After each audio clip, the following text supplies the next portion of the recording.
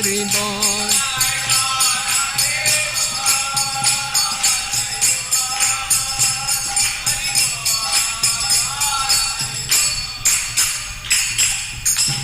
जय विष्णुपाद परमहंस प्रभुजीकाचार्य स्तोत्र Shri Shrimad His Divine Grace C.S.C. Bhaktivedanta Swami Srila Prabhupada की ISKCON founder Acharya Jagat Guru save the whole world A.C. Bhaktivedanta Swami Srila Prabhupada की जय विष्णुपाद परमहंस प्रभुजीकाचार्य स्तोत्र Shri Shrimad His Divine Grace Srila Bhakti सिद्धांत श्री ठाकुर महाराज प्रभुपाद की अनंत कोटि वैष्णव वृंद की नामाचार्य श्रीला हरिदास ठाकुर की प्रेम से कहो श्री कृष्ण चैतन्य प्रभु नित्यानंद श्री अद्वैत गदाधर शिवासादि गौर भक्त वृंद की श्री श्री राधा राधिका रमन जी की श्री श्री कृष्ण बलराम की जगन्नाथ बलदेव सुभद्रा सुदर्शन जी की श्री श्री गौ निताय की सर शालिग्राम शिला जी की गिरिराज गोवर्धन की विंध्य देवी तुलसी महारानी की ग्रंथराज श्रीमद् भागवतम की बृहद भागवतामृत की श्री सनातन गोस्वामी पाद की निताय गौर प्रेमानंदे। All glories to the assembled devotees, all glories to the assembled devotees, all glories to the assembled devotees, all glories to Shri Guru and Gauranga, all glories to Srila Prabhupada ki jai. Om Namo Bhagavate Vasudevaya.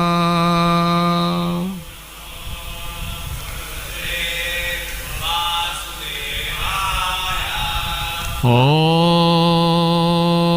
Namo Bhagavate Vasudevaya.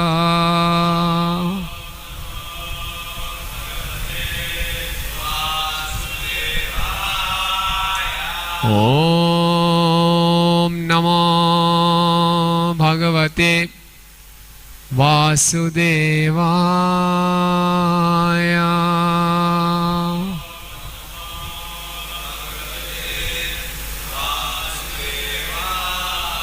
Narayanam namaskrityam naram chaiva narottamam devim saraswatim vyasam tato jayamudirayet nashtaprayeshu bhadreshu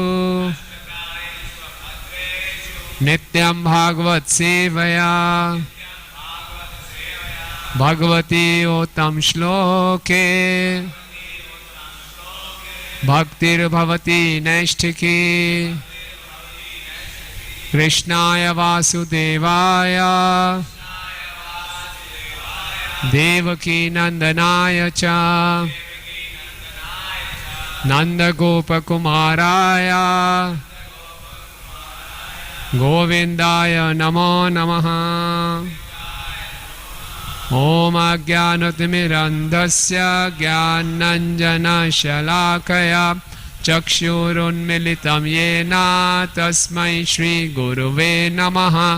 श्रीचैतन्यमनोभीष्टं स्थापितं येन भूतले स्वयं रूप कदा मह्यं ददाति स्वपदान्तिकं वन्देऽहं श्रीगुरो श्रीयुतापदकमलं श्रीगुरून् वैष्णवांश्च श्रीरूपं साग्रजातं सहगणरघुनाथान्वितं तं सजीवं साद्वैतं सावधूतं परिजनसहितं कृष्णचैतन्यदेवं राधाकृष्णपादान् सहगणललिता श्रीविशाखान्वितांश्च हे कृष्णा करुणा सिन्धु दीनबन्धु जगत्पते गोपेश गोपिकान्त राधाकान्त नमस्तुते तप्त कांचन गौरांगी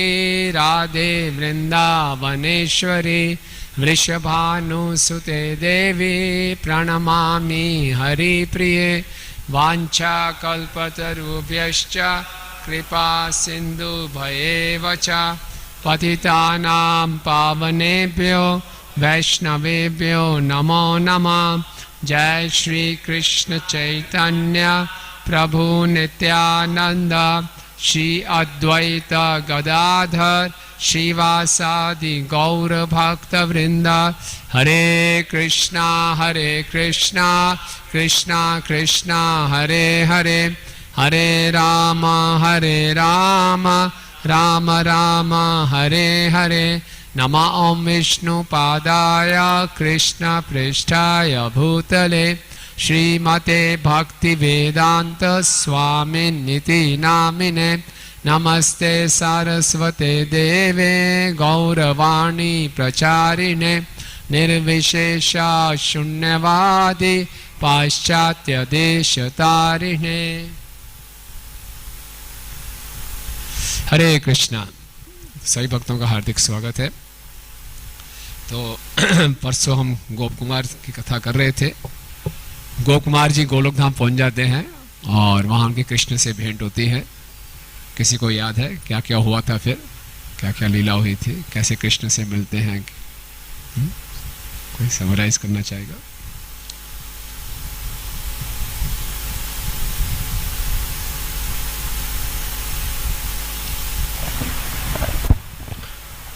जब वो गोलोक धाम के द्वार पे पहुंचते हैं तो दूर से उनको कृष्ण दिखते हैं अपने ग्वाल बालों मित्रों के साथ। और जैसे ही कृष्ण देखते हैं कि स्वरूप आ गए हैं तो कृष्ण भी दौड़ के भागते हैं और वो खूब लंबे लंबे टेक मार रहे थे और फिर आके इनसे मिलते हैं और फिर उसके बाद मूर्छित हो जाते हैं। तो बाकी के जो सब लोग थे, ग्वाल बाल और नंद महाराज, यशोदा मैया, ये सब देख के बहुत दुखी हो जाते हैं, सब रोने लग जाते हैं और सब स्वरूप को कुछ कुछ बोलने लग जाते हैं कि देखो तुम्हारी वजह से कृष्ण को कुछ हो गया। फिर उसके बाद लेकिन बलराम जी थे, वो समझदार थे, फिर वो उनके माध्यम से फिर भगवान कृष्ण जब होश में आते हैं तो फिर सब लोग खुश हो जाते हैं और फिर इस प्रकार से आते हैं। वो सोच रहे थे कि कंस ने भेज दिया किसी को, हमारे बेटे को ऐसे मूर्छित कर दिया। यस, और कोई इसके बाद भगवान फिर स्वरूप को लेके अपने घर लेके आते हैं नंद भवन में। और यशोदा मैया क्योंकि भगवान को इतने प्रिय दिख रहे थे तो यशोदा मैया भी उनको अपने गोद में बिठा लेते हैं। हाँ। और फिर कृष्ण को मतलब सारी गोपियाँ जो है मतलब कृष्ण बहाना करके यशोदा मैया को भेज देते हैं कि कुछ बहुत ज़ोर से भूख लग रहा है। तो फिर सारी गोपियाँ कृष्ण को नहलाते हैं और भगवान ही उनके साथ वहाँ पे बहुत मधुर लीलाएं करते हैं। फिर भगवान को भोजन कराया जाता है, स्नान कराया जाता है गोपियों द्वारा, फिर भोजन कराया जाता है। भोजन कौन बताएगा? भोजन क्या क्या खिलाता है भगवान को? शुरुआत कैसे की थी? स्वीट राइस से, खीर से। खीर के क्या क्या गुण थे? स्वीट तो थी नमकीन तो नहीं थी खीर। हाँ, याद लिटिल वार्म। स्वीट थी, वार्म थी।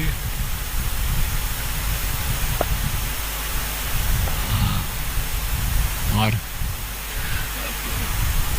वो तो हर प्रसाद में क्वालिटी में था, दिखने में, सुगंध में, छूने में, पानी सब ग्रेट। उसके अंदर घी मिला हुआ था। घी था, सुमिष्ट थी, कोश थी, मीठी थी, गरम थी, घी था, दूध था ना, वो था। साथ में क्या खाया था? Jalebi, cakes, price. ये स्टार्टिंग तो यहाँ से किया था। और फिर बीच में कहीं सूप आए थे, कहीं शाक थे। चावल कैसे थे? चावल वाइट सॉफ्ट और सुगंधित गरम गरम चावल भी थे। और भगवान ने सब खाया और साथ में बीच में स्वरूप को भी खिला रहे थे। और लास्ट में भगवान को श्रीखंड खिलाया गया था ना, श्रीखंड पाया था। और साथ में फिर राधा रानी क्या लेके आई थी उनके लिए? मनोहर लड्डू, छोटे और बड़े, बहुत टेस्टी थे। लेकिन भगवान को ऐसे उन्होंने एक्टिंग की जैसे नीम जैसे कड़वे हैं। सारे स्वरूप को दे दिए, तुम्हारे खानदान से हैं, तुम ही खाओ। और फिर स्वरूप ने पाया, फिर सबने पान दिया, भगवान ने पान चबाया। और इसके बाद फिर यशोदा मैया ने उनकी मसाज की, मंत्रों का जप करते हुए कि सब कुछ पच जाए। और फिर सब ने, गोपियों ने मिलकर उनको सुलाया, किसी ने चामर किया, किसी ने कुछ गीत गाए और सबको भगवान ने अपना महाप्रसाद पान का दिया। फिर भगवान ने इशारा किया आप सब जाइए, रात को फिर मिलते हैं। और फिर भगवान एक लीला करी, थोड़ी देर के लिए भगवान ने छोटा सा नैप, छोटी सी झपकी ली और फिर रात को रासलीला करने चलने चले जाते हैं। और अगले दिन सुबह सुबह स्वरूप भी चले जाते हैं इनके साथ, श्रीधाम के साथ अपने घर में। पूरी रात स्वरूप सो ही नहीं पाए, इतनी बड़ी घटनाएं हो गई, उनके जीवन का अभिष्ट उनको प्राप्त हो गया, कृष्ण ने उनको आलिंगन किया, कृष्ण ने अपने हाथ से खिलाया, तो सो ही नहीं पाए, क्या इतनी एक्साइटमेंट। और सुबह से उठ के वो भी श्रीधाम के साथ वापस आ गए नंदगांव। और उधर सब गोपियाँ भी सुबह सुबह रासलीला करते ही वहीं आ जाती थी। और भगवान ऐसे सो रहे हैं जैसे बहुत पूरी रात तो सोए नहीं भगवान। यशोदा जी उठ जाती हैं, बलराम जी उठ जाते हैं, ना भगवान सोए रहे हैं। तो यशोदा जी कहते हैं वो कितना थक गया, इतनी मेहनत करता है, इतनी मेहनत करता है, सोता रहता है देखो ना। और उनके ऊपर सारे, क्योंकि रात को रासलीला किए थे, उनके शरीर पर सारे तरह तरह के चिन्ह थे। लेकिन यशोदा मैया इतनी सरल थी, वो सोच रही है बस जंगल में से निकलते हैं, कहीं कांटे लग गए हैं, कहीं क्या है। पूरी रात ये बिस्तर पे डोलता रहा, सारे हार टूट गए, सब हो गए। और गोपियाँ वहाँ खड़ी थी, ये सब बोल रही थी, तो गोपियों को लज्जा भी आ रही थी, डर भी लग रहा था कहीं पकड़े ना जाए। और फिर बोलती क्या नहलाया तुमने, देखो अभी तक सारे निशान लगे हुए हैं यमुना की मिट्टी के। बेचारी एकदम वो डर गई। लेकिन यशोदा मैया इतनी सरल थी, उनको मालूम नहीं चला कि भगवान रात को उनके साथ रास रचा रहे थे। उसके बाद जब भगवान फिर अपना उठते हैं, इस नींद के लीला को समाप्त करते हैं, तो यशोदा मैया उनका स्नान कराती हैं, तरह तरह के आभूषण डालती हैं, उनको और बलराम को भोजन कराती हैं। और फिर भगवान थोड़ा सा रेस्ट करते हैं और फिर गोपियों के साथ बातचीत कर रहे हैं। तो यशोदा मैया बाकी सब तैयारी कर देती है, अब गोचरण की लीला शुरू होने वाली है, तो सारी शुभ वस्तुएं इकट्ठी कर देती हैं। बोलती चलो, अब जैसी गोपियों को मालूम चलता है कि भगवान अब जाने वाले हैं, अब पूरा दिन इनके विरह में रहना पड़ेगा, है ना। गोपियों का पूरा मॉर्निंग प्रोग्राम यही होता था, रात को रासलीला सबका, सुबह उठते ही सीधा नंदगांव, सीधा नंद महाराज के घर में पूरा, क्योंकि जीवन कुछ था ही नहीं। और जहाँ तक कृष्ण है तब तक उनको छोड़ना ही नहीं। और जब कृष्ण, हम देखते हैं कृष्णा बुक में पढ़ते हैं, जब कृष्ण वृंदावन छोड़ के मथुरा भी चले जाते हैं, तब भी गोपियाँ नियम से नंद और यशोदा से मिलने आती थी, तब उनका दुख कम करती थी, विरह का दुख होता था, तो सुबह सुबह पहुँच जाते थे सब। और अब उनको मालूम था भगवान जा रहे हैं गो चराने, अब पूरा दिन विरह में रहना पड़ेगा, तो बहुत हृदय में पीड़ा हो रही थी। लेकिन यशोदा मिले, चलो चलो चलो फटाफट सारे के सारे कुंभ भरे पानी के, और कुछ शुभ शुभ गाना शुरू करो, क्योंकि अब भगवान मेरा बेटा जा रहा है, सब कुछ शुभ होना चाहिए। तो अपनी पीड़ा को भूल के सारे मटके वगैरह उठा के पानी के, और गाना शुरू किया भगवान के लिए अच्छे अच्छे गीत। यशोदा मैया ने कृष्ण और बलराम को कुर्सी पे बिठाया और तरह तरह के उनको श्रृंगार किया, साथ में उनकी रक्षा के लिए कई मंत्रों का उच्चारण किया, कई धागे बांधे, कई ताबीज़ बांधी, कई साथ में दवाइयाँ औषधियाँ दी, कहीं चोट ना लग जाए, ये सब पूरा अरेंजमेंट करके दिया। फिर जो बड़ी बड़ी वृद्ध ब्राह्मणी पत्नियाँ थी, ब्राह्मण की पत्नियाँ थी, उनको बोला जी आप इनको आशीर्वाद दीजिए। और कृष्ण से भी अलग अलग संस्कार कराए, यहाँ हाथ लगाओ, यहाँ हाथ लगाओ, यहाँ हाथ लगाओ। कृष्ण बड़े जल्दी में थे, वो तो क्या करना, जल्दी मेरे को निकलना है गायों को लेके। और उसके बाद कृष्ण ने पूरा जो उनका था लंच था वो बांध दिया, पैक कर दिया, और कृष्ण ने गायों को उठाया और फिर बंसी बजाई। जैसे ही बंसी बजाई मतलब कि सिग्नल है चलो, और जहाँ बंसी की ध्वनि गई सारे ग्वाल वाल बिल्कुल तैयार बैठे थे, तुरंत अपने अपने घरों से सब भाग कर आ गए। अगर कोई नाश्ता भी कर दो उसको छोड़कर, बस कृष्ण निकलने वाले, एक क्षण भी वेस्ट नहीं होना चाहिए, सब के सब वहाँ पर पहुँच गए। और इतनी बड़ी संख्या में थे, सब ग्रुप्स में आ रहे थे, तो पूरा ऑर्गेनाइज कर लिया उन्होंने, हर एक ग्रुप के एक लीडर को बना दिया। हर जगह ऑर्गेनाइजेशन चाहिए भगवान की सेवा के लिए तो लीडर्स बना दिए, कुछ गोप लीडर्स थे, उनके पीछे कई अनगिनत गोप, उनके अनगिनत उनके बछड़े वो सब के सब लाइन में खड़े हैं, चल रहे हैं। और सब ग्वाल बाल अब वो भी बंसी बजा रहे हैं और शिंगड़ी बजा रहे हैं। शिंगड़ी क्या है, जो भैंस के सिंग से बनता है, वो बजा रहे हैं। कईयों ने थोड़े और इनोवेटिव थे, रास्ते में कुछ पेड़ के पत्ते लिए, उसमें से छेद करके उसमें से कुछ साउंड निकाल रहे हैं, है ना, तो बड़े आनंद में जा रहे हैं। और इन सब ग्वालों के लिए तो बड़ा पिकनिक है, और अपने हाथ में बहुत सी चीज़ें लेके जा रहे हैं, है ना, नाचते गाते हुए, कृष्ण का गुणगान करते हुए, बलराम जी का गुणगान करते हुए। हाथ में उनके कई तरह की गेंदे हैं, ड्रम हैं, पंखे हैं, झंडे हैं, और बैठने के लिए कुर्सियां हैं, छतरी है, चामर है, और करताल है, खाने को है, पीने को है, सब सामान लेकर चल रहे हैं। पूरा पूरा वक्त रास्ते में खेलेंगे भी, कूदेंगे भी, आनंद उठाएंगे, पूरा पिकनिक है उनके लिए तो। और बलराम जी आगे आगे चल रहे हैं, और स्वरूप पीछे पीछे, और पीछे पीछे सारी जो गोपियां थी वो भी चल पड़ रही है ना।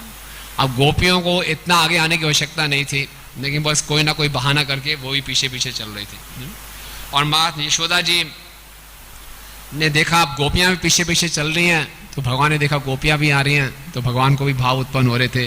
उन भावों के कारण भगवान को पसीने आने शुरू हो गए, और पसीने आने शुरू हो गए। यशोदा ने देखा कन्हैया को पसीने आ रहे हैं, भाग के आई, पहले हाथ से पसीना पहुंचा, फिर अपने कपड़े से पसीना पहुंचा, और पूरा का पूरा उनके स्तनों से दूध बह रहा था।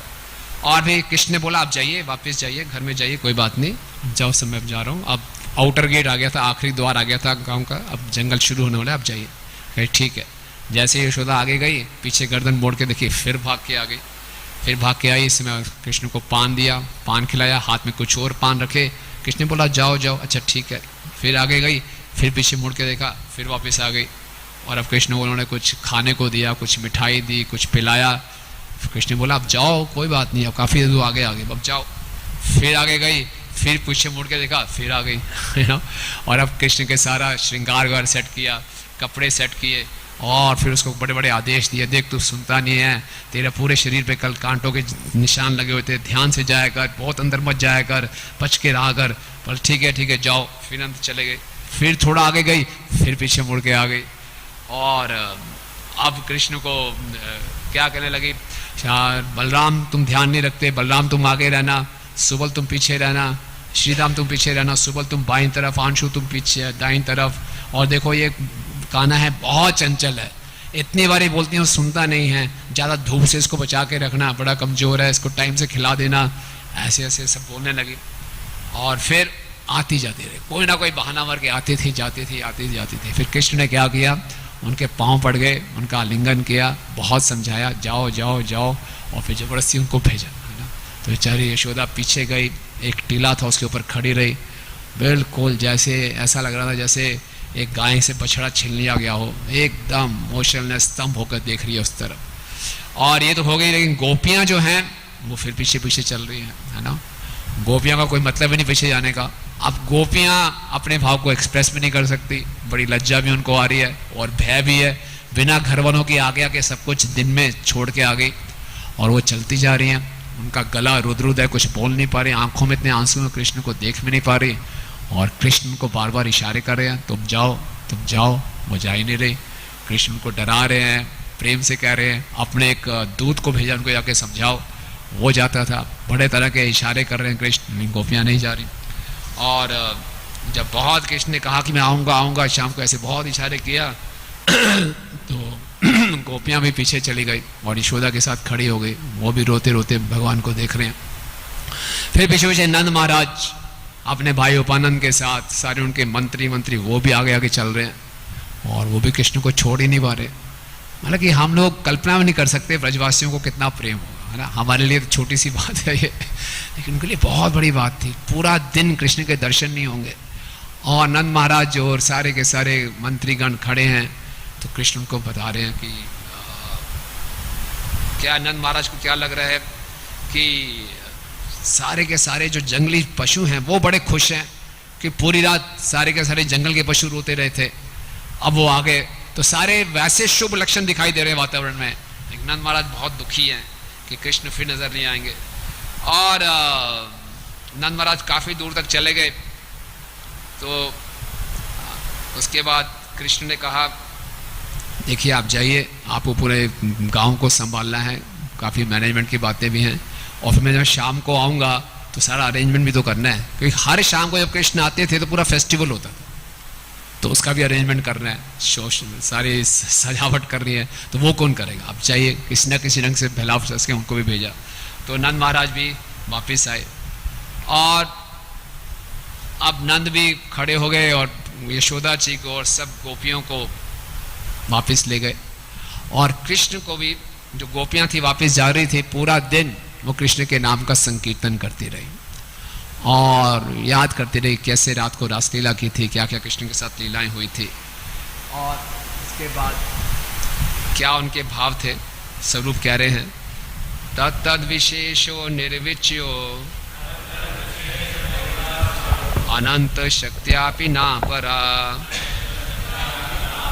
महारति जनके तस्मिन् को वा धीमान् प्रवर्तते।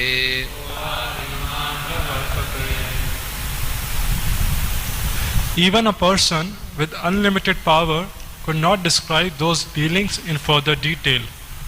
But why would someone intelligent even try? It would only create abysmal distress. तो इसके बाद स्वरूप सुना रहे हैं कथा उस ब्राह्मण को, तो बोले मैं इससे ज़्यादा और नहीं कह सकता, और कोई भी बुद्धिमान व्यक्ति इसको आगे कहेगा भी नहीं, क्योंकि जितना इस लीला का वर्णन करेंगे उतना दुख बढ़ेगा, और ये लीला इतनी अनंत हैं, तो ये तो केवल अनंत शेष ही कह सकते हैं। तो उस ब्राह्मण ने कहा होगा नहीं, आप इतने भगवान के शुद्ध भक्त हैं, आपको भी सब मालूम होगा, भगवान ने अपनी लीलाएं प्रकट की होंगी आपके सामने, तो कुछ बताइए। बोले नहीं नहीं नहीं, मैं तुच्छ जीव हूँ, मैं नहीं कर सकता। बोले ठीक है, अनंत लीला नहीं कर सकते, एक ही लीला को विस्तार में बता दो। बोले नहीं, कोई करेगा भी नहीं, कोई भी बुद्धिमान व्यक्ति ऐसा नहीं करेगा, क्योंकि जो भी करेगा, किस तरह से गोपियों को विरह है हो रहा है, नंद और यशोदा को विरह हो रहा है, केवल दुख ही दुख है, कोई नहीं करेगा।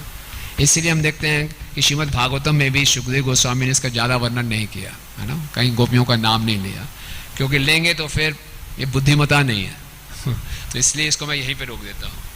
और जितनी पीड़ा नंद और यशोदा को जितनी पीड़ा थी, उससे कई गुना ज़्यादा पीड़ा गोपियों को हृदय में थी, और जितनी पीड़ा गोपियों को हो रही थी, उससे ज़्यादा पीड़ा कृष्ण को हो रही थी। कृष्ण को भी बहुत विरह महसूस हो रहा था, और कृष्ण की भी इच्छा नहीं होती अब वन में कैसे प्रवेश करूं, गोपियां पीछे चली गई, तो ग्वाल वालों ने जबरदस्ती कृष्ण को खींचा, और देखो कितना सुंदर वन है, और वृंदावन का गुणगान करने लगे। तो कृष्ण भी वृंदावन का गुणगान करने लगे, ऐसा लगे सब कुछ ठीक हो गया, लेकिन कृष्ण को सब अंदर अंदर बहुत पीड़ा महसूस हो रही थी। और कृष्ण फिर गोवर्धन में जाते थे, और गोवर्धन में गायों को चराते थे, और यमुना का पानी पीना, और फिर शाम को फिर वापस आते थे, और फिर रात को रासलीला करते थे। ये उनका देश रोज का रूटीन था, ऐसे, है ना। जय श्री श्री राधा राधिका रमन जी की जय, कृष्ण बलराम की जय।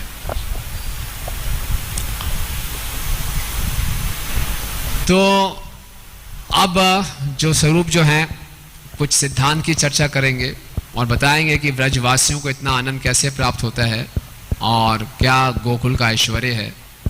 तो बता रहे हैं जो नंदीश्वर नंद महाराज का जो स्थान था, उसका ऐश्वर्य वैकुंठ, अयोध्या और द्वारका से भी बड़ा था। द्वारका का ऐश्वर्य हम पढ़ते हैं भागवतम में, कितना ऐश्वर्य था, भगवान के 16,108 महल हैं, और एक एक महल का क्या ऐश्वर्य था। लेकिन जो नंद महाराज का रहने का स्थान था, वो द्वारका से भी ज़्यादा ऐश्वर्यवान। लेकिन फिर भी सारे के सारे व्रजवासियों को ज़्यादा जो आनंद आता था, वो वन में रहने से आता था। क्यों? कृष्ण को भी वन में लीला करने का ज़्यादा आनंद आता था। तो इतना ऐश्वर्य होते हुए भी बोल रहे सरल रहते थे, और हमेशा वन की लीलाओं को ज़्यादा आनंद उठाते थे। और वहाँ का जो सुख और वहाँ का जो आनंद था, वो अगर कहा गया कि मोक्ष के आनंद को लिया जाए, मोक्ष के आनंद को कई गुणा किया जाए, तो वैकुंठ का आनंद है। वैकुंठ के आनंद को कई गुणा, करोड़ गुणा किया जाए तो द्वारका, अयोध्या का आनंद, फिर द्वारका का आनंद, उससे कई करोड़ गुणा आनंद गोकुल का आनंद है। और गोकुल में आनंद है। अब केवल हम इसका वर्णन करें, स्वरूप कह रहे हैं। और जो गोकुलवासी हैं, उनकी क्या विशेषता है, उनका बता रहे हैं कि गोकुलवासी भी जैसे भगवान अवतार लेते हैं इस धराधाम में, जो भगवान के नित्य पार्षद हैं वो भी अवतार लेते हैं, है ना। तो इसमें बताया गया है, एषामेव अवतारस्ते नित्या वैकुंठ पार्षदा प्रपाचंतर्गतास्तेषाम् प्रतिरूपासुरा यथा यथा च तेषां देवानां अवतारा धरातले क्रीडां चिकर्षितो विष्णोर् भवन्ते प्रीतिये मुहुः। पढ़िए please. Just as the demigods who have entered the material creation are counterparts of the Lord's Vaikuntha associates, those eternal associates from Vaikuntha are incarnation of the Golok devotees. Yet like the demigods themselves, those very devotees appear on the earth now and again for the pleasure of Lord Vishnu when he wants to enjoy various pastimes. हाँ, तो ये थोड़ा technical है, समझने वाला है कि जैसे देवतागण हैं जो इस भौतिक जगत में हैं, वो जो भगवान के वैकुंठ के पार्षद हैं उनके काउंटर पार्ट्स हैं, प्रतिरूप हैं, और जो वैकुंठ के नित्य पार्षद हैं वे गोलक वासियों के अवतार हैं। बड़ा कंफ्यूजिंग। और जिस तरह से देवतागण पृथ्वी प्रकट होते हैं, तो ये गोलोकवासी भी बार बार जब जब भगवान प्रकट होते हैं वो भी प्रकट होते हैं। तो जो गोलोकवासी हैं उनके एक्सपेंशन है वैकुंठवासी, और साथ साथ में उनके फिर देवता भी एक काउंटर पार्ट हैं, और फिर वो पृथ्वी पे भी प्रकट होते हैं। तो 4 स्टेजेस हैं।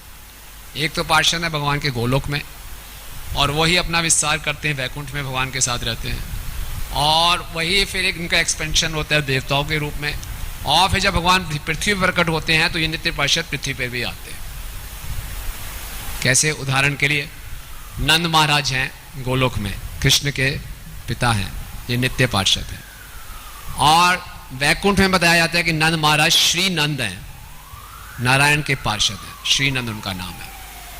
और वही देवताओं में उनका काउंटर पार्ट है द्रोण। और वही जब पृथ्वी में भगवान कृष्ण प्रकट होते हैं तो नंद महाराज एज इट इज प्रकट होते हैं गोलोक धाम से। जैसे आजकल हम भागवतम का 10वें स्कंद का 8वां अध्याय पढ़ रहे हैं। इसके अंत में परीक्षित महाराज नंद महाराज से पूछेंगे, सुखदेव गोस्वामी से पूछेंगे कि कृष्ण के माता पिता देवकी वसुदेव हैं, लेकिन फिर बाद में उनको गोकुल में भेज दिया गया, और इनका नंद और यशोदा का इतना बड़ा सौभाग्य कैसे कि कृष्ण ने यशोदा का स्तनपान किया, वहाँ पे इतनी सुंदर सुंदर बाल लीलाएं की, माता पिता तो उनके देवकी और वसुदेव हैं। तो नंद और यशोदा ने ऐसा क्या पुण्य कार्य किए कि उनको ये सौभाग्य प्राप्त हुआ? तो फिर सुखदेव गोस्वामी बताते हैं कि ये नंद और यशोदा कौन है? द्रोण और धरा। द्रोण एक वसु हैं जिनको ब्रह्मा जी का आशीर्वाद प्राप्त हुआ, उनको बोला कि भगवान प्रकट होने वाले हैं तो मैं पृथ्वी पर प्रकट होऊंगा। तो कहा जाता है ऐसे है कि नंद जी द्रोण के अवतार है, लेकिन वास्तव में नंद जी द्रोण के अवतार नहीं है, द्रोण नंद के अवतार हैं एज ए डेमीगॉड। और जिस प्रकार से भगवान पूर्ण पुरुषोत्तम भगवान पृथ्वी पर प्रकट होते हैं, भगवान के सारे अंश उनमें समा जाते हैं, इसी प्रकार से जब भगवान के नित्य पार्षद भगवान के साथ प्रकट होते हैं, उनके जितने विस्तार और उनके अंश है वो भी उनमें समा जाते हैं। तो नंद महाराज जब कृष्ण के साथ प्रकट हुए तो द्रोण भी नंद के शरीर में समा गए, और उन्होंने भी वो सिद्धि प्राप्त की। ठीक है ना? तो यहाँ ये समझाया जा रहा है कि जो गोलोकवासी हैं वो वैकुंठ पार्षदों के रूप में प्रकट होते हैं, और वही देवताओं के रूप में प्रकट होते हैं, और जब भगवान पृथ्वी पर आते हैं तो वही नित्य पार्षद भगवान के साथ आते हैं, है ना? एक और उदाहरण जैसे दिया गया इसमें, वसुदेव, देवकी और वसुदेव भगवान के मथुरा में माता पिता हैं, और अब देवकी और वसुदेव जब एज ए डेमीगॉड कहाँ पे हैं? वो पृष्णी और सूतपा, है ना? पृष्णी और सूतपा हैं, और पृष्णी और सूतपा फिर तपस्या करते हैं, और जब देवकी वसुदेव प्रकट होते हैं तो दिखाया गया से पृष्णी और सूतपा हैं, लेकिन वही क्या फिर भगवान देवकी और वसुदेव के शरीर में प्रवेश करते हैं, है ना? इसी ढंग से जो भगवान की लीला में श्रीधाम है, श्रीधाम वैकुंठ में गरुड़ जी हैं, है ना? और देवताओं के स्तर पे भी गरुड़ जी हैं जो विनता के पुत्र हैं, और जब भगवान प्रकट होते हैं तो श्रीधाम भगवान के साथ प्रकट होते हैं। तो यानी कि जहां जहां भगवान प्रकट होते हैं उनके पार्षद भी वहां प्रकट होते हैं।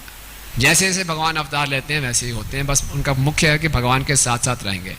और वो लीलाएं ऐसी हो जाती हैं, जैसे राधा रानी ने, सुबल ने राधा रानी को श्राप दे दिया तो ही प्रकट, ये लीलाएं की जाती हैं ऐसी।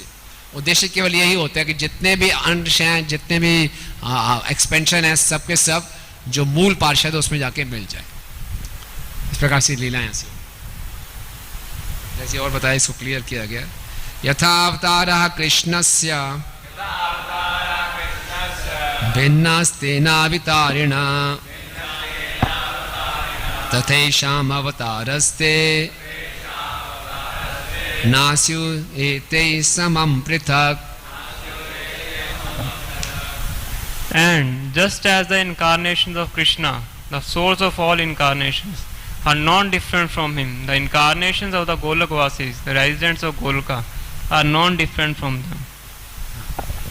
तो जो गोलक के निवासी हैं वो अपना नाम चेंज कर सकते हैं, जैसे नंद महाराज जी श्री नंद बन गए, द्रोण हो गए देवताओं के उसमें, लेकिन वो रहते वही व्यक्ति हैं। जैसे भगवान के कई अवतार हैं, अलग अलग नाम के हैं, लेकिन है वो कृष्ण। केशव धीता नरहरि रूपा, केशव धीता शिव का शरीर, सब नाम तो वही हैं, अलग अलग हैं, फॉर्म भी अलग अलग हैं, लेकिन है सब केशव। इसी प्रकार से जो भगवान के नित्य पार्षद हैं अलग अलग नाम से अलग अलग रूप में प्रकट हो सकते हैं। इसका थोड़ा और विस्तार में बताते हैं। जो गोलोक वासियों के विस्तार हैं वैकुंठ में, उनको बोला गया है प्रतिबिंब, जैसे इमेज होती है मिरर इमेज। और जो गोलोक वासियों के काउंटर पार्ट्स हैं जैसे डेमिगॉड, उनको बोला गया प्रतिछाया, छाया के रूप में। किसी का इमेज और किसी का छाया दोनों उससे व्यक्ति से संबंधित हैं, लेकिन जो इमेज है वो ज्यादा अच्छा रेप्लिका है ना, छाया से ज्यादा अच्छी रेप्लिका इमेज है। इसीलिए उनको पार्शल, जो देवता के रूप में वो पार्शल एक्सपेंशन है। द्रोण और जो धरा है वो अंश विस्तार हैं नंद महाराज के और यशोदा के, ठीक है ना। जैसे भगवान के भी पार्शल एक्सपेंशन हैं और भगवान के भी विस्तार हैं, वैकुंठ में अलग विस्तार हैं तो उसमें अलग विस्तार है, इस ढंग से। तो जहाँ जैसे जैसे भगवान लेते हैं, लेकिन भगवान एक ही रहते हैं, सभी कारण अवतारों के स्रोत कृष्ण हैं, लेकिन जैसे जैसे वो अवतार लेते हैं उनके नाम अलग हैं, रूप अलग हैं। जैसे जैसे उनके नाम और रूप अलग हैं, उनके नित्य पार्षदों के भी रूप अलग है और नाम अलग है। Okay, right. और इस प्रकार से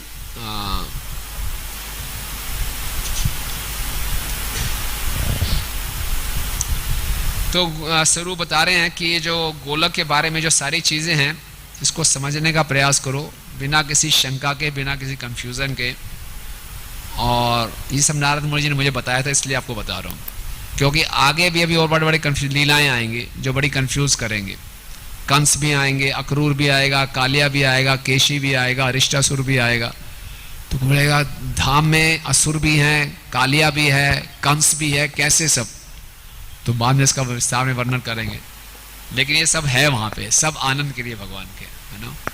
तो अब एक वो लीला सुनाते हैं जिसमें मालूम चलता है कि ब्रजवासियों को कितना प्रेम है ना। बालकास्तरुणा वृद्धा गोपा से कोटि कोटिशः सर्वे विदुर महाप्रेयान् अहम कृष्णस्य Netra. Every one of the millions and millions of cowherds, the children, young people and elders think, I alone am most dear to Krishna. तो आप बता रहे हैं ग्वाल बालों का मूड क्या होता है और गोपियों क्या मूड होता है। It's very interesting. बोले कि लाखों लाखों ग्वाले हैं, बच्चे हैं, बूढ़े हैं, जवान हैं, युवा हैं, हर कोई ये सोचता है कि मैं अकेला ही कृष्ण को सबसे ज्यादा प्रिय हूं। मान का ये भाव रहता है, हर ग्वालवाल यही सोचता है कि मैं कृष्ण को सबसे ज्यादा प्रिय हूं। और कृष्ण भी उनके साथ ऐसा ही व्यवहार करते हैं ना। तथा एव व्यवहारोऽपि तेषां कृष्णे सदेक्षते प्रत्येकं तेषु तस्यापि विशुद्धस्तादृक् एव सः। Just as the pure way they behave toward Krishna always confirms this ecstatic mentality, so does the way he behaves toward every one of them. तो वो हर ग्वाले इस ढंग से व्यवहार करते हैं कृष्ण से कि वो ही कृष्ण को सबसे ज्यादा प्रिय हैं, इस ढंग से उनकी सेवा करते हैं। और कृष्ण भी उनके साथ ऐसे रेसिप्रोकेट करते हैं कि आप ही वास्तव में मुझे सबसे ज्यादा प्रिय हो। और इसमें कृष्ण की और ग्वाल वालों के बीच में कोई डुप्लिसिटी नहीं है डीलिंग्स में। ऐसे नहीं है कृष्ण किसी एक से वास्तव में ज्यादा प्रेम करते हैं, बाकियों को दिखा रहे हैं। इस संसार में तो ऐसे ही होता है ना। इस संसार में एक व्यक्ति के संबंध कुछ लोगों से होते हैं, उसमें भी बेचारा सबके साथ जस्टिफाई नहीं कर पाता, किसी एक को ज्यादा अटेंशन देता है तो दूसरे को दिक्कत हो जाती है, तो उसको दिखाना पड़ता है आपको भी दे रहा हूँ अटेंशन, है ना। थोड़ी डुप्लिसिटी आती है डीलिंग्स में। लेकिन कृष्ण और ग्वाल वालों के बीच में डीलिंग्स में कोई डुप्लिसिटी का अंश मात्र भी नहीं है, कोई दोगलापन नहीं है। वास्तव में हर ग्वाल बाल कृष्ण को ऐसे प्रेम करता है कि मैं ही इनका सबसे प्रिय हूं और हर वास्तव में कृष्ण हर एक ग्वाल बाल से ऐसे डील करते हैं कि वास्तव में वही उनको सबसे ज्यादा प्रिय है। ये केवल कृष्ण ही ऐसा कर सकते हैं। लेकिन भी अगर कोई बोले अरे हम ये सोचे मैं ही सबसे अच्छा भक्त हूं, ये तो अहंकार की बात हो गई, नहीं हुआ। जितने भी हैं मैं ही सबसे ज्यादा प्रिय हूं अपने गुरु को, अगर कोई ऐसा सोचे तो बड़े अहंकार की बात नहीं लगती। लेकिन ग्वाल वालों में क्या विशेषता है? क्योंकि हम जानते हैं जब तो बिना विनम्रता के कोई गोलोक धाम जा नहीं सकता, और गोलोक धाम जाके जिसको ये अहंकार है कि मैं सबसे प्रिय भक्त हूं भगवान का, ये तो अहंकार का निशानी है। लेकिन कैसे वो विनम्र है? तथापि तृप्ति कश्यापि नेवो देती कदाचना प्रेम तृष्णा च विविधा दैने माता विवर्धते। Yet none of them ever became satiated.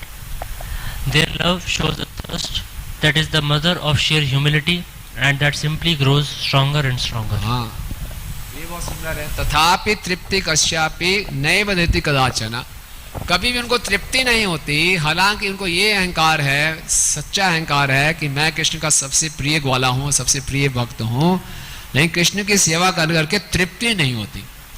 और यही अतृप्ति जो है, यही जो प्रेम की तृष्णा है, यही जो लालच है, वो दैन्यता की माता है। दैन्यता किस कब आएगी? जब लालच होगी, इंटेंस लालच होगी, प्रेम की तृष्णा होगी। मैं हालांकि मैं कृष्ण का सबसे ज्यादा प्रिय हूं, लेकिन मैं अपना बेस्ट नहीं दे पा रहा, अभी और सेवा करनी चाहिए, अभी कम सेवा कर रहा हूं, है ना। और ये बढ़ती रहती है, विनम्रता भी बढ़ती रहती है, जैसे उसका लालच बढ़ता रहता है, तृष्णा बढ़ती रहती है, और ये विनम्रता भी बढ़ती रहती है। ठीक है, हाँ, ये हम खाली थियोरेटिकल चर्चा कर सकते हैं हमारे एक तो विनम्रता क्या है और इनका क्या है, लेकिन फिर भी सनातन गोस्वामी पाद जी बता रहे हैं कि क्या कैसी विनम्रता की है, और आगे बताएंगे गोपियों की विनम्रता कैसी है गोपियां सर्वश्रेष्ठ हैं, उनकी विनम्रता से बनना और मुश्किल है। तो ये इस प्रकार से है। लेकिन ये एक बात समझ में आ सकती है कि प्रेम तृष्णा च विविधा दैन्य माता विवर्धते, जो प्रेम की तृष्णा है, जो लालच है, वो दैन्यता की माता है ना। जितना हम इसको प्रैक्टिकल ऐसा समझ सकते हैं, जितना कोई साधक लालची है भगवत धाम जाने का, भक्ति में उन्नत होने का, उतना उसके अंदर दैन्यता आएगी। जितना जिसको लक्ष्य स्पष्ट है अपने जीवन का, उतना वो दैन्यता की प्रैक्टिस कर पाएगा। जिसको लक्ष्य क्लियर नहीं है कि मुझे इसी जीवन में प्रेम प्राप्त करना है, वो तृष्णा नहीं है, तो उसमें दैन्यता नहीं आएगी, वो संसार की छोटी छोटी बातों से वो विचलित हो जाएगा। लेकिन जिसका लक्ष्य बिल्कुल स्पष्ट है कि इसी जीवन में सिद्धि प्राप्त करनी है, ये लालच है, तो फिर वो परेशान नहीं होगा। जैसे प्रभुपाद जी के शिष्य जयानंद प्रभु, कोई उनको बोलता था जयानंद प्रभु वो लोग आपके बारे में ये बोल रहे हैं, आपकी ये निंदा कर रहे हैं, बोले समय किसके पास है, टाइम किसके पास है, पूछूं क्या बोला, क्यों बोला, ऐसा क्यों बोला, मैं ऐसा नहीं वैसा नहीं, क्या समय है उसके पास। उसका जीवन का लक्ष्य क्लियर है ना। चैतन्य महाप्रभु दिखा रहे हैं, चैतन्य महाप्रभु जो वाराणसी में थे, एक ब्राह्मण आया कि प्रकाशानंद सरस्वती आपकी ऐसी ऐसी निंदा कर रहे हैं, महाप्रभु केवल मुस्कुरा रहे हैं, क्या कोई फर्क नहीं। जिनका लक्ष्य क्लियर है उनके लिए दैन्यता करना बहुत आसान है, जिनका लक्ष्य क्लियर नहीं है वो भी संसार के बचड़ों में फंसे रहते हैं। तो यहाँ इनसे हम सीख सकते हैं, ग्वाल वाले प्रेम तृष्णा इतनी गहरी थी, यही प्रेम की तृष्णा, यही लालच भक्ति की हमारे में दैन्यता उत्पन्न करती है। तो अब गोपियों का कैसा था भाव? गोपीषु सदातासु प्रत्येकं कोटि कोटिषु परा प्रीति कृपा शक्तिर अपि सा तस्य वीक्षते। Still it is toward each of the gopis in the millions and millions that Krishna always clearly shows the greatest attachment, compassion and love. हालांकि ग्वाल बाल ये सोचते थे कि हम कृष्ण के सबसे प्रिय भक्त हैं, लेकिन कृष्ण को जो सबसे ज्यादा प्रिय वास्तव में सारी भक्तों में थी तो गोपियां थी, और कृष्ण गोपियों के प्रति विशेष आसक्ति, विशेष करुणा और विशेष प्रेम दिखाते थे। और बोले ये जो हैं, इसके बाद स्वरूप कह रहे हैं कि ये जो तथ्य है कि कृष्ण गोपियों को अपना सर्वोत्तम आसक्ति, प्रेम और दया दिखा रहे हैं, तो मेरे को इस चीज़ को सपोर्ट करने के लिए हजारों हजारों आर्गुमेंट्स हैं, ये दिखाने के लिए कि गोपियां कृष्ण को कितनी प्रिय हैं। और अब गोपियां कैसे सोचती हैं, लेकिन सब गोपियां ये सोचती हैं कि कृष्ण, गोपियां कभी ये कल्पना नहीं करते कि कृष्ण उनसे विशेष प्रेम करती हैं। हालांकि ग्वाल वाले ये कहते हैं कि मैं कृष्ण को सबसे प्रिय हूं, गोपियां ऐसा नहीं सोचती। गोपियां सोचती हैं प्रति एकम चिंतयात्मी एवं चिंतयन्ति एवं अहो किम भविता कियत् सौभाग्यम मम यस्याम कृष्णस्य अधम दासे अपि। Each of them thinks, oh, when will I be fortunate enough to become even the lowest maid servant of Krishna? Krishna गोपियों से सबसे ज्यादा आसक्ति, प्रेम और दया दिखाते हैं, और गोपियां कभी ये नहीं सोचती कि कृष्ण मुझसे सबसे ज्यादा प्रेम करते हैं, बल्कि गोपियां ये सोचते हैं कब हमारा सौभाग्य होगा कि हम कृष्ण की अधम दासी बन जाएंगे। सबसे वर्स्ट सेविका बनेगी उसकी। ग्वाल वालों का क्या विनम्रता है, वो सोचते हैं कि हम कृष्ण के सबसे प्रिय सेवक हैं, लेकिन अभी भी हम पूर्ण रूप से उनकी सेवा नहीं कर पा रहे, अपना बेस्ट नहीं दे पा रहे। उनकी विनम्रता ये है। और गोपियों क्या विनम्रता है, हालांकि कृष्ण को सबसे ज्यादा प्रेम करते हैं, लेकिन वो सोचती है नहीं, हमारा कब सौभाग्य आएगा कि हम कृष्ण की अधम से अधम दासी भी बन पाएंगे। हमारे में इतनी भी योग्यता नहीं है कि हमारी सेवा चलती रहे, हमारी सेवा चलती रहे यही बहुत है, हम इसके योग्य ही नहीं है। वो ऐसा सोचते हैं। तो ये विनम्रता है। और जो वैकुंठवासी हैं वो भी विनम्र होते हैं, लेकिन वैकुंठवासी ये नहीं, वो सोचते हैं कि नारायण अपनी कृपा सबको बराबर बांटती है, वहां कोई भेदभाव नहीं रखते हो। भाई हम जो भी चल रहे हैं नारायण की कृपा चल रहे हैं, नारायण अपनी कृपा सबको बांटती है बस। यहाँ तो ग्वाल वाले ये सोच रहे हैं कि मैं सबसे ज्यादा प्रिय हूँ, गोपियां सोच रहे हैं मैं सबसे ज्यादा अधम हूँ। वहां पे ऐसा डिस्टिंक्शन नहीं, बोले बस नारायण ने सबको कृपा बांट दी है, नारायण की कृपा से हम सेवा कर रहे हैं, मान की ये विनम्रता है। तो ये कुछ ग्रेडेशन है। फिर तो ये मूड समझना गोपियों का इतना आसान नहीं है। ये तो अब क्या होता है, ये भाव निकल के आएगा सारा लीलाओं से कुछ, है ना। एकदा यमुना तीरे विहर नंद नंदन शुशवा आत्मा हृदय तस्मिन् कालेयम पुनरागतम। One day, while playing on the shore of the Yamuna, Lord Krishna, Nanda Nandan, heard that Kaliya had come back to this place. वापिस आ गया, है ना। नंद नंदन ने सुना यमुना के तट पे चलते चलते कालिया आ गया। कृष्ण तुरंत वहां दौड़ के गए, जल्दी से अकेले गए, बोले सबके साथ जाऊंगा, ग्वालपाल मुझे चढ़ने नहीं देंगे।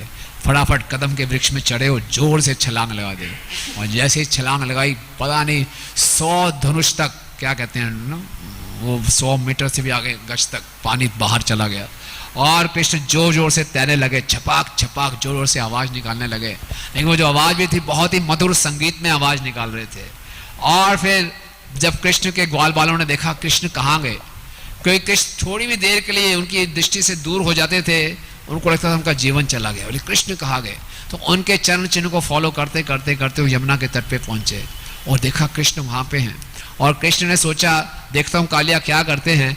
कृष्ण ने जैसे अपने आप को पूरा कालिया को समर्पित कर दिया, और कालिया ने अपने फनों में कृष्ण को लपेटा हुआ, और कृष्ण बिल्कुल अचेत अवस्था में। और जब वहाँ ऐसा देखा कि कृष्ण बिल्कुल अचेत अवस्था में हैं, तो सब के सब एकदम मूर्छित हो गए सारे ग्वाल बाल। और वहीं पे सारे गांव के पशु आ गए, गाय, बैल, बछड़े, और जंगल के भी सारे पशु आ गए, हिरण इत्यादि, और सबके सब यमुना के तट पे खड़े हैं, कृष्ण के चेहरे को देख रहे हैं और जोर जोर से रो रहे हैं। और आकाश में पक्षी भी रो करहा रहे हैं, जोर जोर से रो रहे हैं। सारे पेड़ पौधे एकदम सूख गए, और सारे के सारे पृथ्वी पे आकाश में ब्रजवासियों के शरीर में सारे अशुभ लक्षण प्रकट होना शुरू हो गए। और फिर संप्रेरितो नन् प्रभुनेव तेना धावन् जगामा व्रजमेक वृद्ध हाहाम हरावा गणेशु घोरे क्रंदम उदंतम तमथा चक्षे. Inspired by Lord Krishna from within, one old man went running to the cowherd village. He wept and made dreadful cries of "Alas, alas!" and told the cowherds what was happening. Krishna की लीला भी अद्भुत है. पहले तो अकेले गए, कोई मुझे देखे ना, और फिर चलो ग्वालवाल तो वहां पहुंच गए. वहां एक बूढ़ा व्यक्ति था, उसको कृष्ण ने अंदर से प्रेरणा दी कि जाओ सब ब्रजवासियों को बताओ. पहले गए कि अकेले कोई देखे ना, फिर भेज भी रहे हैं, किसी को प्रेरणा भी दे रहे हैं कि जाके बताओ, कोई कृष्ण दिखाएंगे कि ब्रजवासियों को कितना प्रेम है. और जब बूढ़े व्यक्ति को भगवान ने प्रेरणा दी तो भागा. जब भगवान की सेवा के लिए भगवान ही प्रेरणा दे रहे हैं तो उसमें भी शक्ति इतनी आ गई, भाग भाग के गया वो, और जोर से रोते हुए गया, हाय हाय हाय करते हुए गया. और कृष्ण ने किसी ग्वाल वाले को क्यों नहीं भेजा प्रेरणा देके? उन्हें कोई ग्वाल वाल जाता उसकी बात कोई मानता ही ना, सुनता नहीं. बूढ़ा व्यक्ति बोल रहा है, रो रो के बोल रहा है, तो उसकी बात पे थोड़ी सी वजन होगी, लोग मानेंगे इसकी बात को. और हालांकि सारे अशुभ लक्षण दिखाई दे ही रहे थे, तो सारे के सारे ब्रजवासी वैसे ही उनको लगा कि कृष्ण जहाँ पे हैं सब शुभ होता है, अशुभ हो रहा है इसका मतलब कृष्ण के साथ कुछ गड़बड़ है. तो वैसे ही गांव से वो बाहर आ ही चुके थे आधे, और देखा फिर बूढ़ा व्यक्ति रोते रोते आ रहा है, हाय हाय कर रहा है, तो समझ के कुछ गड़बड़ है. और पूछा उससे, तो उसने बताया, उसने पूरी रिपोर्ट दी कि कैसे कृष्ण को कालिया ने पकड़ लिया है, कृष्ण एकदम अचेत अवस्था में है बिल्कुल. तो सब के सब भागे. बलराम जी वहां पे थे, घर में थे बलराम जी. बलराम जी सबको रोक रहे हैं, नहीं ये सब झूठ है, झूठ है, ऐसा नहीं हो सकता, ये सच हो ही नहीं सकता है, बिल्कुल मिथ्या है. लेकिन बलराम जी कोई बात सुन नहीं रहा, सब भाग रहे हैं. बलराम जी ने रोहिणी को बोला, आप यहीं रुकिए, मैं जरा सबको बताता हूँ. और फिर बलराम जी भी पहुंचे वहां पे. अचिरातम हृदयम प्राप्तम सो अनुजम वीक्षतादृशम नाशकोंड रक्षितुम धैर्यम रुरोध प्रेम कातरा. He soon reached the lake. Seeing his younger brother in such a state, he could not keep his gravity and wept in the distress of love. वैसे तो बलराम जी कह रहे सब झूठ है झूठ है, लेकिन जहां देखे कृष्ण को ऐसी अवस्था में देखा, वो भी अपना धैर्य खो बैठे और रोने लगे, जोर जोर से रोने लगे. और जब ऐसा रोने लगे तो क्या हुआ, कैसे रो रहे थे? विलापम विविधम चक्रे काष्ठ पाषाण भेदकम क्षणान्मूषम अनुप्राप्तो Yashodanand वत्ससु. As he lamented in ways that would shatter logs and stones, suddenly he fainted, just like Yashoda and Nanda. ऐसा विलाप किया कि पत्थर और काष्ठ भी शोक करने लगे, और वो भी यशोदा और नंद की तरह मूर्छित हो गए. और फिर सारे के सारे जीव जोर जोर से वहां रोने लगे, बड़े दुख से, और ऐसा लगने लगा कि जैसे पूरा का पूरा ब्रह्मांड रो रहा है. और तब बलराम जी उठे, और बलराम जी ने अपने आप को संभाला. और जब बलराम जी उठे, सबसे पीछे गोपियां आ रही थी. गोपियां सबसे पीछे क्यों आ रही थी? क्योंकि उनसे चला ही नहीं जा रहा था, वास्ते में ही वो मूर्छित हो रही थी. तो किसी ढंग से लड़ते पकड़ते वो पीछे पहुंची. क्षणेन संज्ञाम पितरो गतो तो दृष्ट्वा सुतं तादृशं मुद्रदन्तो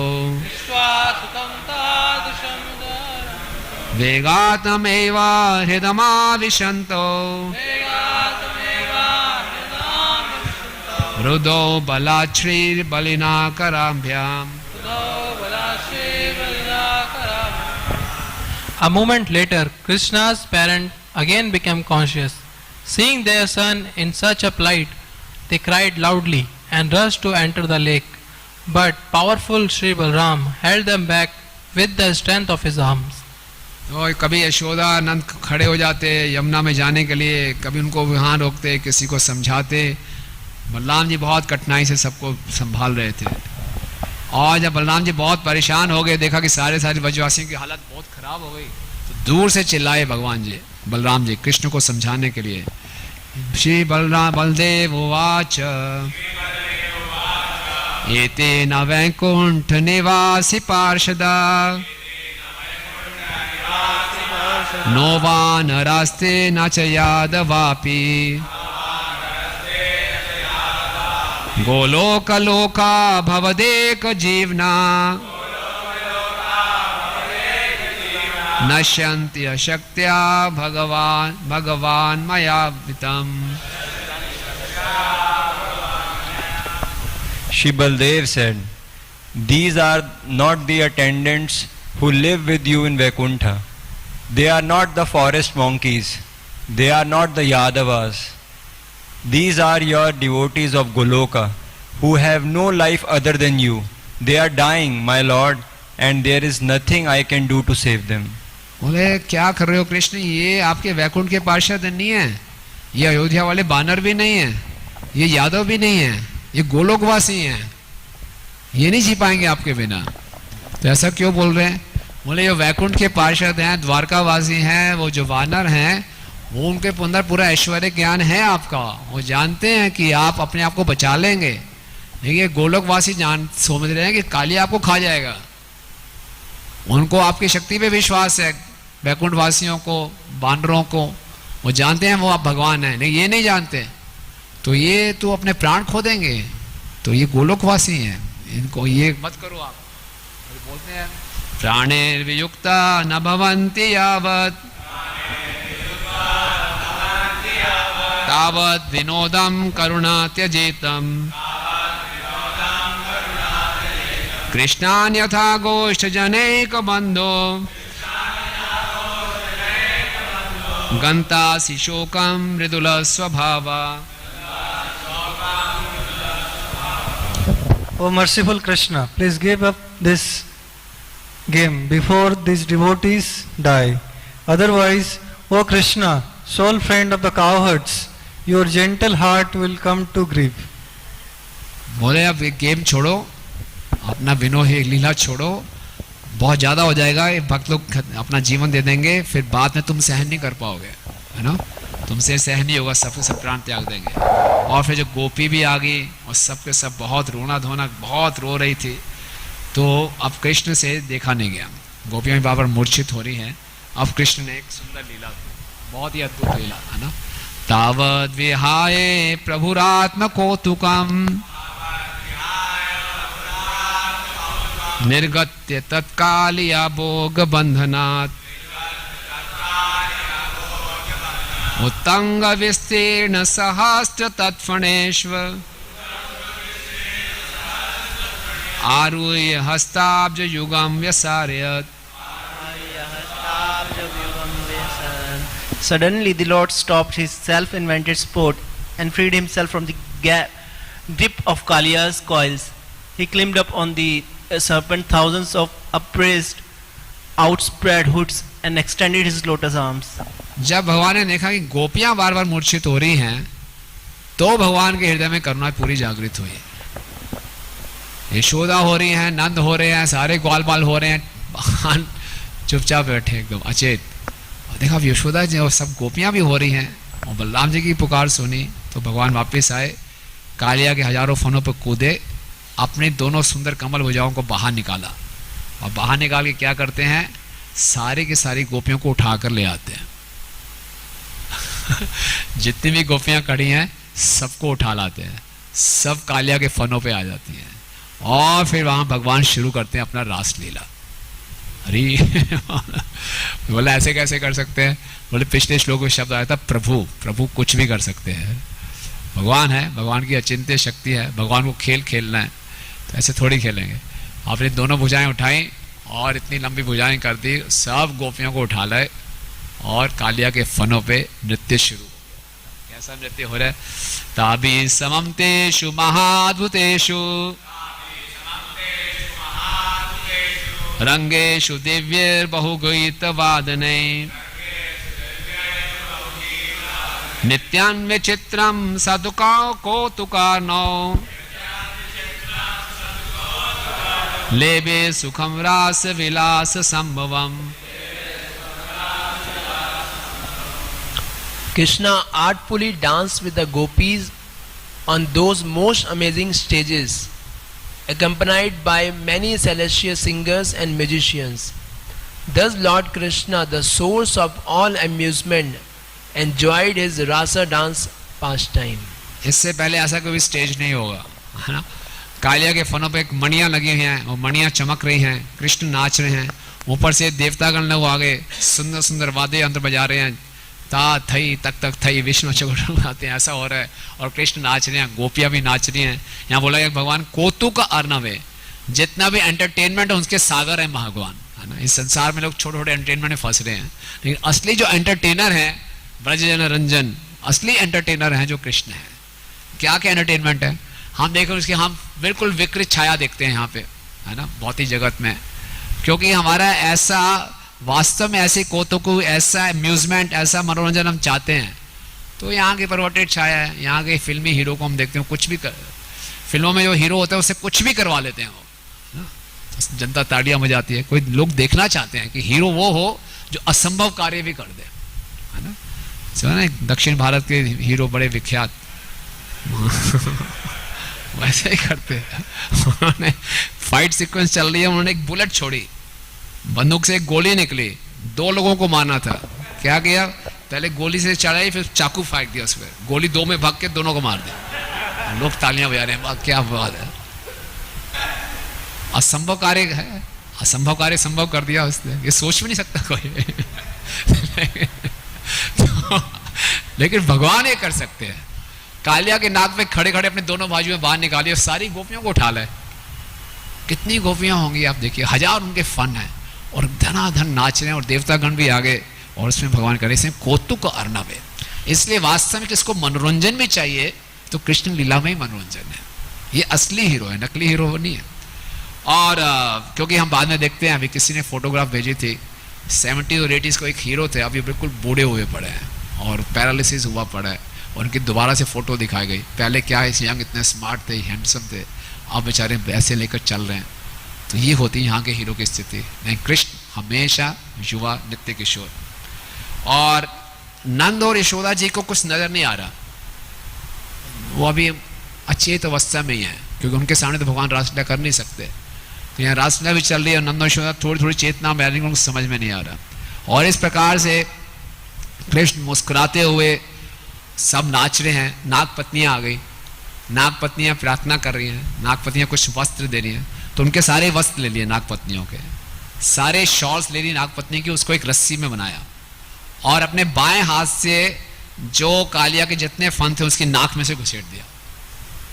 और नाक में से घुसेट के सारा एक उसको पकड़ लिया ऐसे, है ना. और दाएं हाथ से बंसुरी बजाने लगे और जैसे घोड़े की तरह से वो आगे चलाया. और बीच बीच में कालिया रुकता था तो बंसी जैसे चाबू की तरह से करके आगे चलाया. तो ये कृष्ण ने ऐसे लीला की, कालिया को बिल्कुल घोड़ा बना के और उसको ऐसे काबू करके पूरा उसका दमन कर दिया. ये कालिया के विशेष जिसे कहते हैं उसका सौभाग्य था. ये सौभाग्य तो बिल्कुल घोड़े की तरह उनको आगे चलाया. और फिर नाग पत्नी ने उनको अपने कपड़े दिए, सुगंध दी और चंदन का लेप दिया. भगवान ने सब लिया और उसको कालिया के सर पे रख दिया. फिर क्या किया, भगवान ने सारे कपड़े, चंदन, सारे आभूषण सब गोपियों को भी डाल दिया, गोपियों को सुरक्षित कर दिया. और इस प्रकार से कालिया के सारे मुखों पे नाचने के बाद भगवान फिर टाप के नीचे आए, तट पे आए. सारे मित्रों ने, सारे परिवार वालों ने भगवान का खूब आलिंगन किया. सुपर्ण दुष्प्राप महाप्रसाद वरावली लाभ महाप्रहस्त्रात् सकालियाद गोप वधो सुमाहे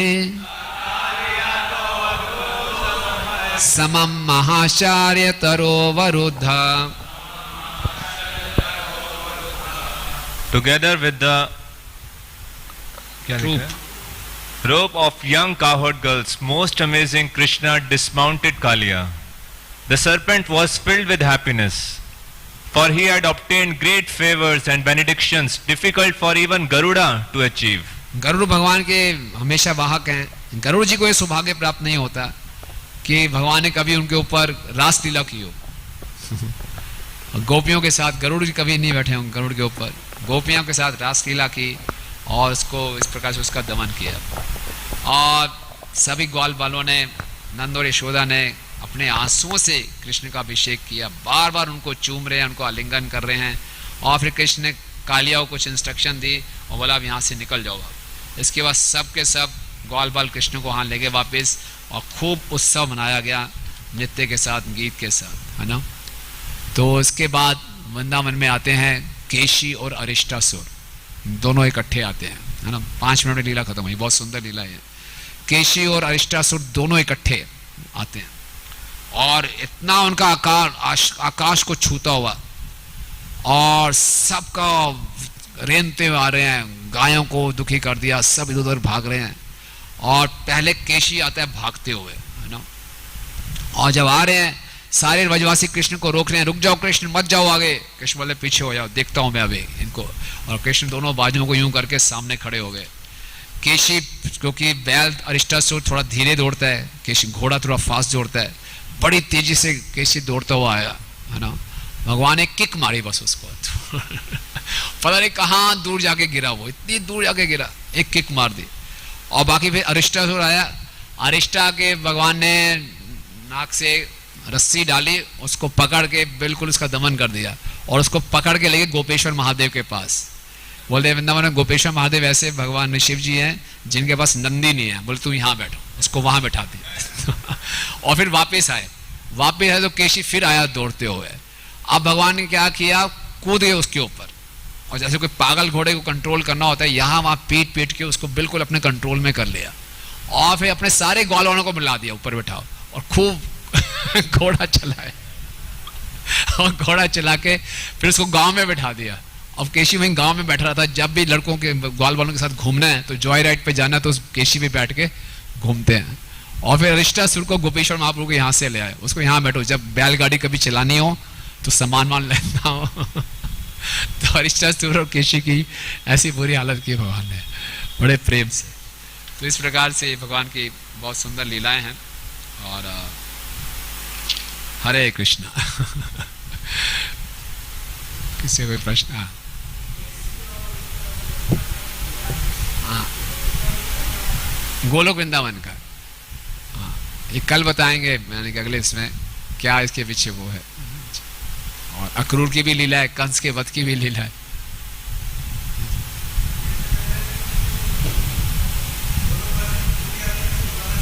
हाँ बिल्कुल यही रहस्य है।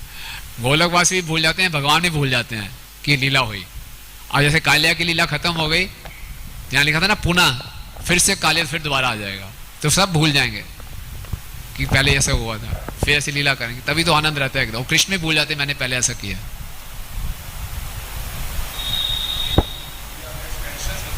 हाँ हाँ हाँ, कुछ पोस्ट हैं और कुछ एक्सपेंशन है। जैसे द्वारकावासी भी हैं, भगवान के सब यदुवंश प्रकट होते हैं, सारे के सारे यादव जो नित्य पार्षद हैं। यहाँ पढ़ेंगे कुछ देवतागण भी प्रकट होते हैं, और जब भगवान वापस जाते हैं तो देवतागण वापस अपने देवलोक में चले जाते हैं, यदुज अपने वापस चले जाते हैं, और जो देवतागण होते हैं वो यदुओं के शरीर में प्रवेश कर जाते हैं।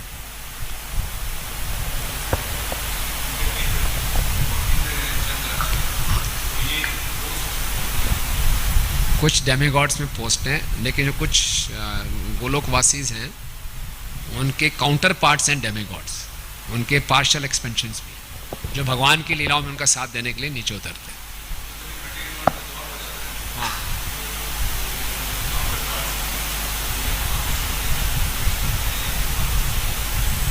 ये ऐसा मेंशन नहीं हुआ, लेकिन क्योंकि भगवान के आंशिक विस्तार है, उनका कोई स्पेशल तो होता हो, साधारण जीव तो नहीं होंगे वो, साधारण जीव तो नहीं। हरे कृष्ण, थैंक यू पूजी फॉर द वंडरफुल लेक्चर। मैं तो भगवान की लीलाओं में सभी को आनंद आता है, और अभी यहाँ पे लीलाओं में भी इतना बेविल्डरमेंट हो रहा है। ये कहता है फिलॉसफी समझना थोड़ा मुश्किल है, लीलाएं समझना आसान होता है, लेकिन लीला भी थोड़ा ऊपर से जा रही है कभी कभी। मुझे मेरे 2 क्वेश्चन है इसमें। एक तो ये था कि जैसे पीछे हम प्रसंग में देख रहे थे कि गोपी बहाना करके आती हैं भगवान को नहलाने के लिए, तो कई कुछ बहाना करते हैं, कुछ और कई बिना लज्जा के ही चले जाते हैं कि जो होगा देखा जाएगा। तो इसमें पूजी ये एक मेरा प्रश्न ये था कि जब भगवान कृष्ण जंगल में जाते हैं तो उनको बड़ा विरह होता है, तो फिर वो जंगल में भी फॉलो कर सकते हैं लोक लज्जा के लिए, उसमें दिन में क्यों इतना वो करते हैं, और जबकि भगवान को नहलाने के लिए तो आ जाते हैं, रात में रास डांस के लिए भी निकल जाते हैं, तो जंगल में किसी को पता नहीं चलता उनके घर वालों को गोपियां कहाँ गए। और योग माया का ऐसा अरेंजमेंट होता है कि सबको लगता है घर में ही है, वो ऐसे लेटी हुई है अपने हस्बैंड के साथ बैठी है वहीं पर, लेकिन वो रासलीला कर रही है। तो अब उनको विरह भी महसूस कराना है, क्योंकि विरह का जो प्रेम है वो ज़्यादा प्रगाढ़ है, तो फिर पूरा दिन वो विरह में रहती है। ये दूसरा प्रश्न मेरा ये है, जैसे द्रोण और धरा के बारे में बता रहे थे, द्रोण एक वसु हैं, तो जैसे महाभारत के प्रसंग में आता है कि उनको कर्ष मिलता है वसु को, तो ये वसु उनसे डिफरेंट है? द्रोणाचार्य नहीं है, नहीं, वो ये वसु उनसे अलग है। हाँ, ये वसु अलग है, वो भी वसु सी होती है। हाँ, 8 वसुज हैं, उसमें से एक वसु द्रोण है। हाँ, ये मतलब सेम वसु है जिनको कर्ष मिलता है, मतलब नहीं, ये अलग है? उसमें द्रोण भी हैं, 8 वसु होते हैं ना। नाम तो मुझे आइडिया नहीं है, उसका पता नहीं मुझे। ठीक है, कुछ ऑनलाइन प्रश्न है?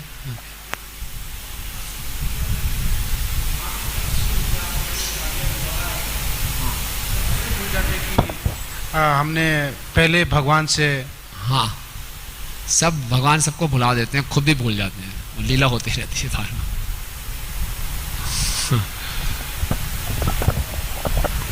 तो ये एक प्रश्न है पद्मधारी विष्णु प्रभु का, वो आप धन्यवाद कर रहे हैं बहुत इतनी सुंदर कक्षा के लिए। लौल्यम से विनम्रता विकसित होती है, तो ये लौल्यम को मैं कैसे जीवन में विकसित कर सकता हूँ? वैष्णव, हरिनाम और आध्यात्मिक गुरु की सेवा के लिए जो लौल्यम है, ये कैसे विकसित होगा? शुशुषुवे धाना से वासुदेव कथा रुचि, जिन भक्तों को जिनमें लौल्य है उनकी सेवा करके ना, उसी से लौल्य उत्पन्न होगा। तो ये एक प्रश्न है कि गोलोक धाम में जो ब्रजवासी थे कालिया नाग लीला के समय दुखी थे, तो क्या गोलोक धाम में भी दुख है? ये दुख ट्रांसडेंटल में जो दुख है, ये वास्तव में सबसे बड़ा आनंद है।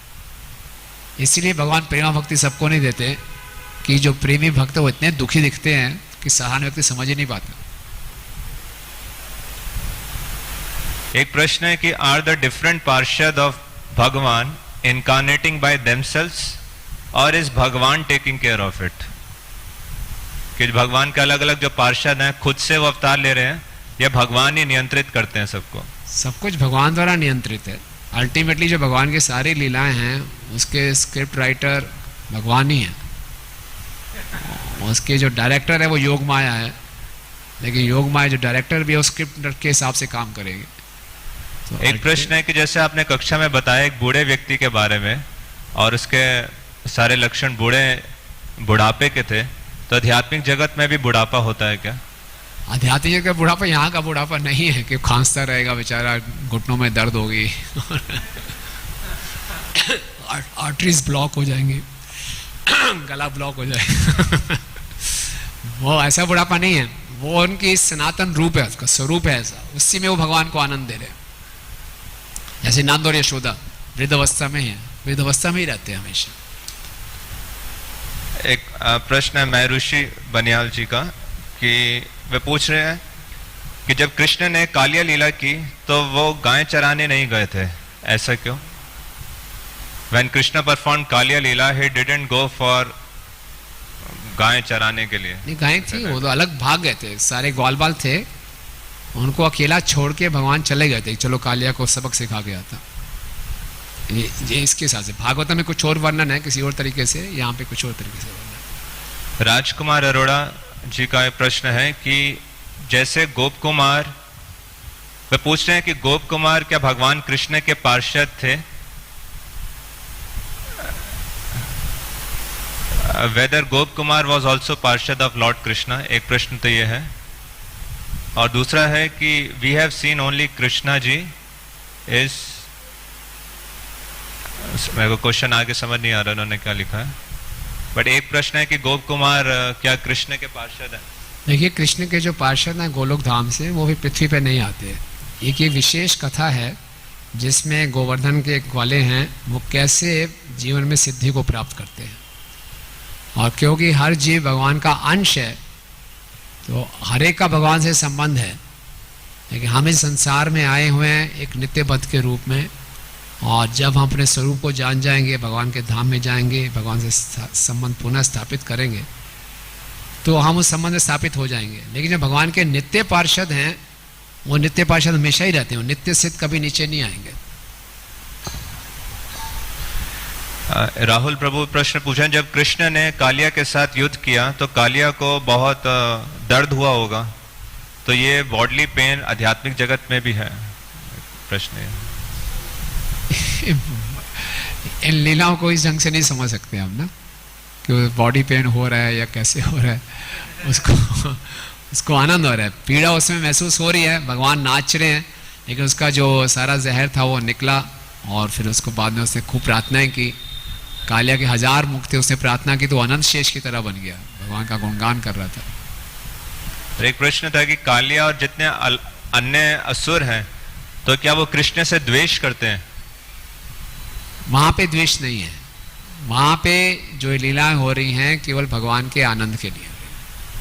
कंस को एक बार ही मार देंगे भगवान, फिर दोबारा से कंस की लीला हो जाएगी, फिर से कंस की लीला हो जाएगी, फिर से असुरों की लीला हो जाएगी, केवल भगवान के और ब्रजवासियों के आनंद के लिए। ठीक है, जय श्रीमद् भागवतम की, जगत गुरु श्रील प्रभुपाद की, निताई गौर प्रेमानंदे।